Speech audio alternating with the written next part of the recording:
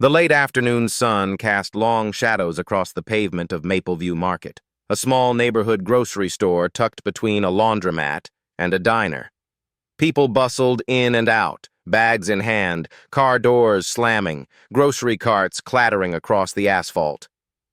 It was just another ordinary Thursday. Nathan Carter, a 23-year-old college student with earbuds in and a reusable bag over his shoulder, had just picked up a few things for dinner. Tall, lean, with tousled brown hair and an easygoing air, he wasn't in any particular rush. Finals were over, and for once, the evening felt slow and unhurried. As he stepped out of the sliding doors, something caught his eye. Near the far end of the parking lot, an elderly man struggled with two oversized grocery bags. He wore a faded green jacket, loose slacks, and an old baseball cap pulled low over a lined face.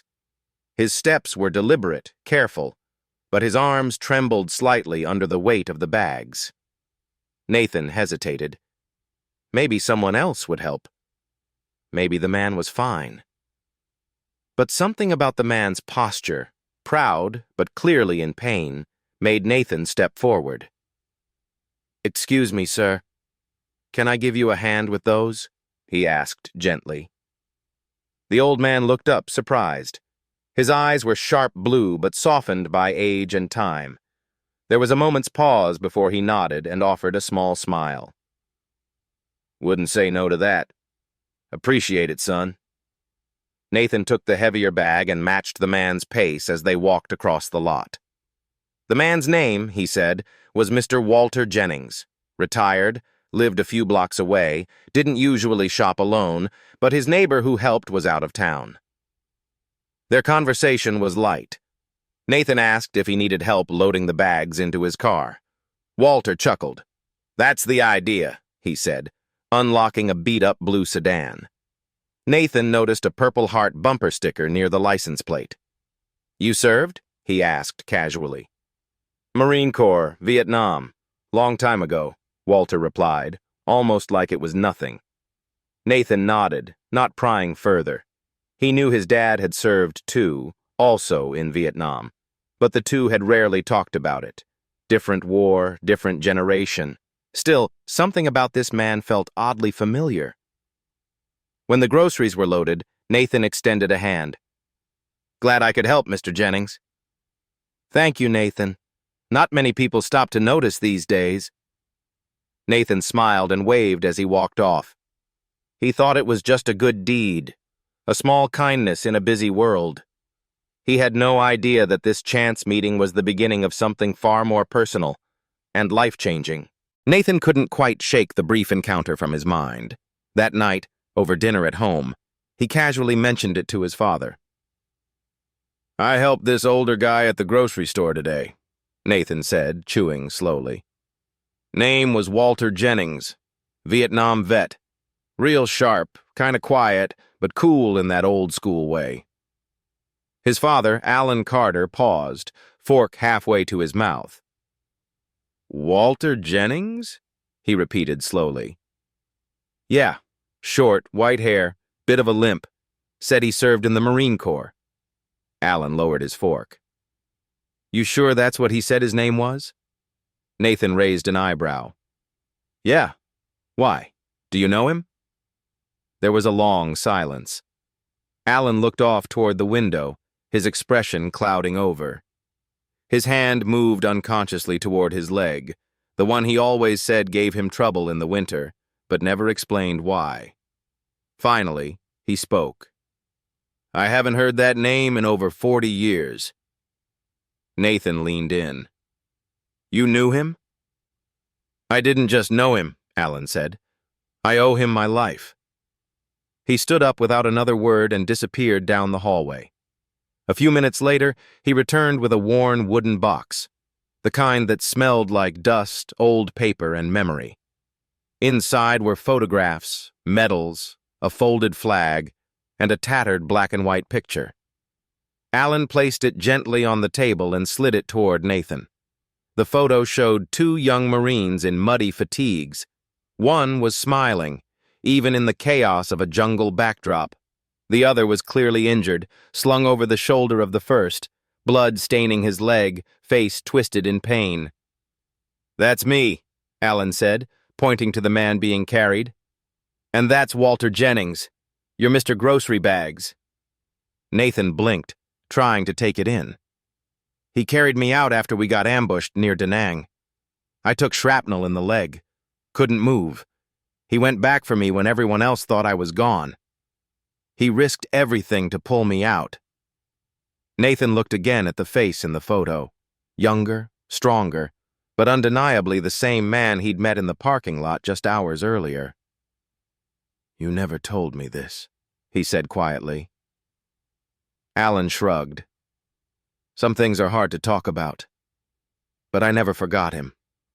I looked for him for years after the war but lost track. I thought he'd either died or disappeared like so many others."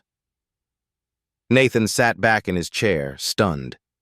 He thought he'd just helped an old man with groceries. He didn't know he'd shaken hands with a man who had once carried his father through hell. Everything suddenly felt heavier, more meaningful. "He remembered your name," Nathan said. He introduced himself like it was just polite conversation. Alan smiled faintly. "That's Walter. Never wanted recognition. Just did what needed to be done." For a long moment, the two sat in silence. Then Nathan stood. "I want to find him again. Properly. You need to see him." Alan nodded slowly. "I'd like that." And just like that, what started as a small act of kindness was unfolding into a reunion 4 decades overdue. A bridge between generations, built not on coincidence, but on sacrifice. The next morning, Nathan woke up with a renewed sense of urgency. It wasn't often that his father showed vulnerability. Alan Carter was a man of few words, steady, grounded, the kind who fixed broken furniture with his hands and carried burdens with his silence. But something in his voice last night had cracked open a door to a chapter of his life Nathan had never seen before. He wasn't going to let that door close again. Nathan returned to the Mapleview market just after noon. He walked the aisles slowly, scanning for the familiar green jacket and faded baseball cap. No luck. He waited near the exit, sipping coffee. Still nothing. The cashier remembered him. "The old man with the groceries?" she asked. "Yeah, I know Mr. Jennings. Comes around once or twice a week. Lives over on Wilcox, I think. Small white house, corner lot. Always has a flag out front." That was enough. 15 minutes later, Nathan was standing at the foot of a modest porch. The house was quiet, blinds half closed, a wind chime swaying gently in the breeze. A Marine Corps flag hung beneath the American one, both slightly faded but still proud. He took a breath and knocked.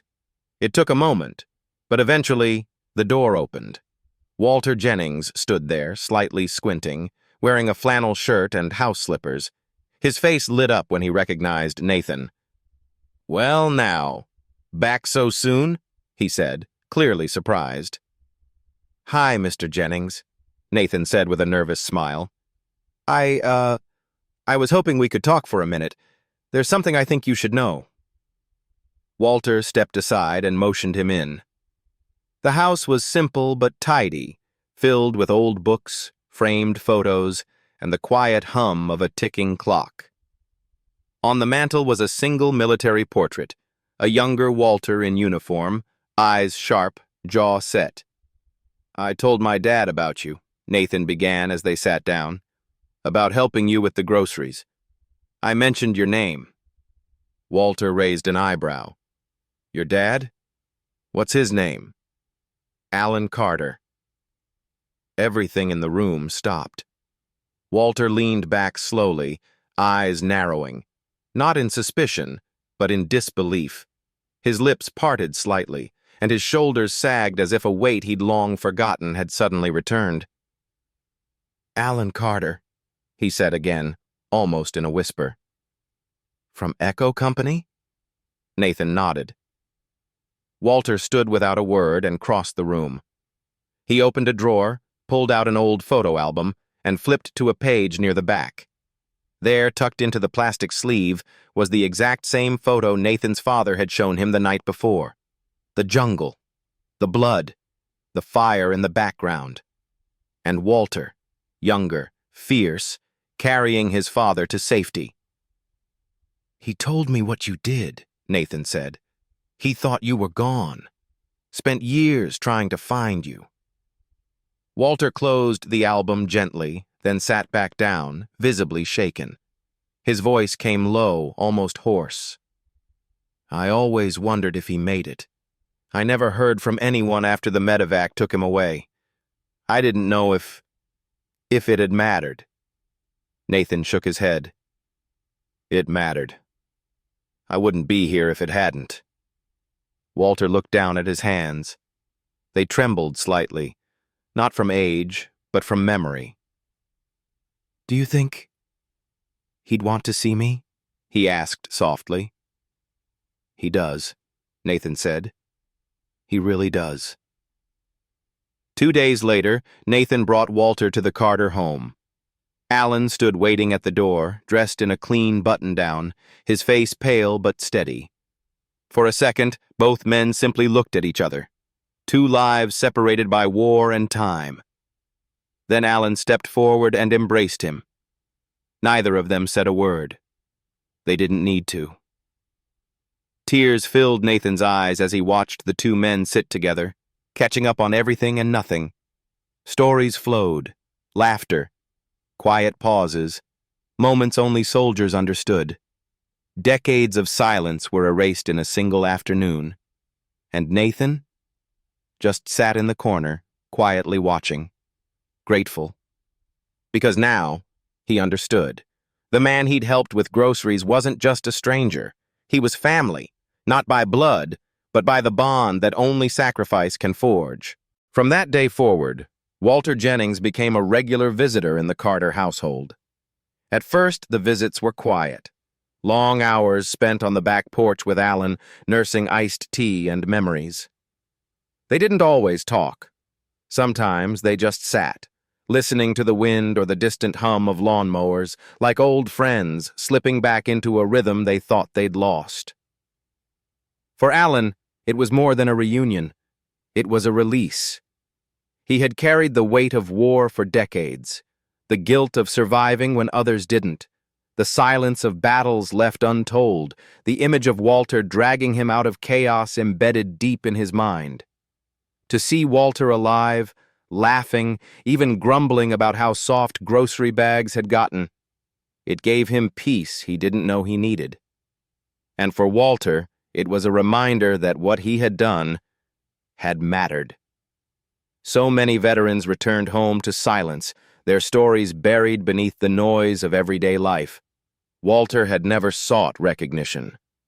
But to hear Alan say, "You saved my life," and to see Nathan sitting right there, proof of that rescue, it filled a space in his heart that had long remained empty.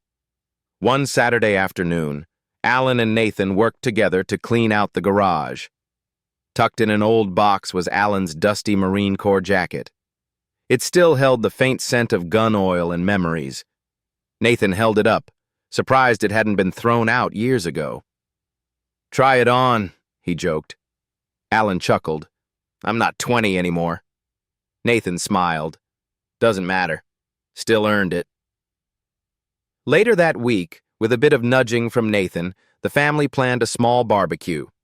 A few neighbors, some fellow veterans from town, and even the local high school history teacher were invited. The real reason? To honor Walter. They didn't tell him. When Walter arrived, he was surprised to see a dozen people in the yard, all smiling, gathered around a table with a Marine Corps flag folded neatly on top. A small framed photo, the one of him and Alan in the jungle, sat beside it. Nathan stepped forward, nervous but steady.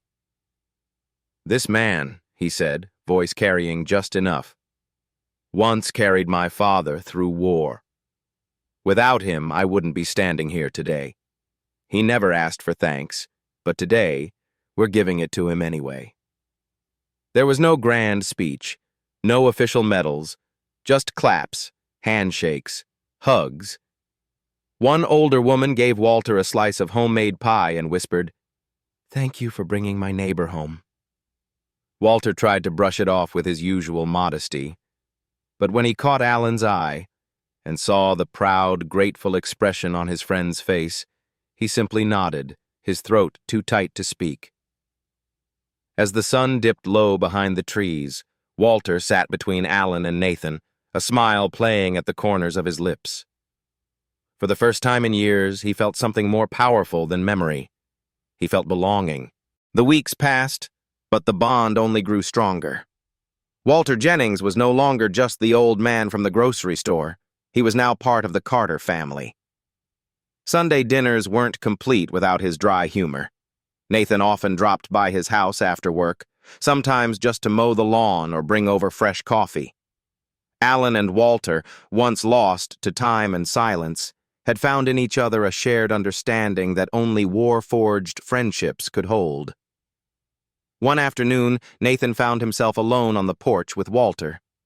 They were watching the wind rustle through the trees, an easy stillness between them. "You know," Walter said quietly, "I never thought I'd see the boy of the man I carried back then." Nathan smiled. "And I never thought helping someone with groceries would change my life." Walter chuckled softly, his eyes distant. "Funny how the little moments end up being the ones that matter most."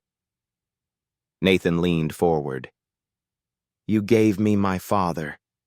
You gave me this life." Walter shook his head slowly. "I just did what anyone would have done."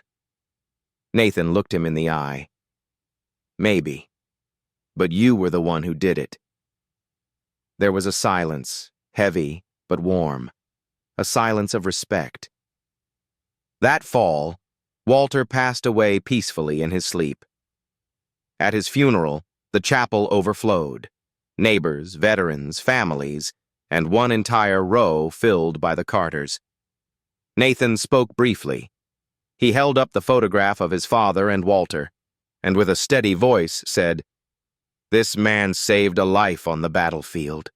But what he didn't know is that he kept saving lives long after, mine included." They buried Walter with full honors. The folded flag was placed into Alan's hands, a gesture that said everything words never could. Back home, Nathan framed the photo and placed it on the mantel next to a small plaque. Sometimes heroes wear uniforms. Sometimes they just carry groceries.